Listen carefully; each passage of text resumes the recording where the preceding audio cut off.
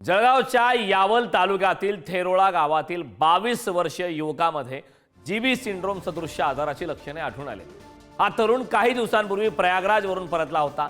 सध्या त्याला जळगाव शासकीय वैद्यकीय महाविद्यालयात उपचारासाठी दाखल करण्यात आले। तरुणाला एका पायाने चालणे कठीण झाले होते, त्यामुळे तो बऱ्हाणपूर येथे उपचारासाठी गेला। त्यावेळी तेथील डॉक्टरांनी त्याला मुंबईला जाण्याचा सल्ला दिला, मात्र आर्थिक स्थिती ही हलाखीची असल्याने तो घरीच पडून होता।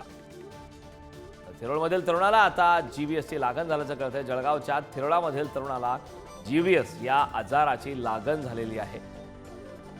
प्रयागराजवरून परतल्यानंतर हा जीबीएस आजाराची लक्षणे आढळले। जळगावच्या शासकीय वैद्यकीय महाविद्यालयात उपचार सुरू आहेत। जळगाव जिल्ह्यात जीबीएस आजाराचा आता शिरकाव झाल्याचं कळतंय। थेरोळामधील तरुणाला जीबीएस आजाराची लागण झालेली आहे। प्रयागराजवरून परतल्यानंतर जीबीएस आजाराची लक्षणे आढळलेली आहेत। जळगावच्या शासकीय वैद्यकीय महाविद्यालयात त्या रुग्णावरती सध्या उपचार सुरू आहेत।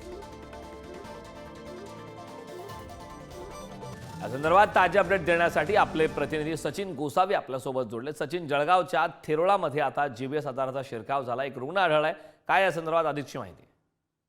निश्चितच, कारण आपण जर बघितलं तर जळगाव जिल्ह्यातील यावल तालुक्यातील थेरोळे गावामध्ये एका 22 वर्षीय तरुणाला जीबीएस सिंड्रोम आजाराची लक्षणं आढळून आल्याचं आपल्याला पाहायला मिळालं आहे।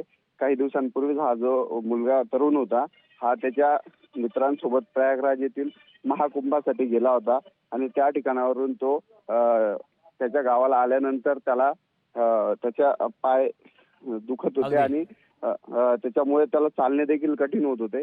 हा प्रकार त्या ठिकाणी त्या गावातील नागरिकांच्या लक्षात आल्यानंतर त्यांनी प्राथमिक आरोग्य केंद्रात सचिन खूप खूप धन्यवाद या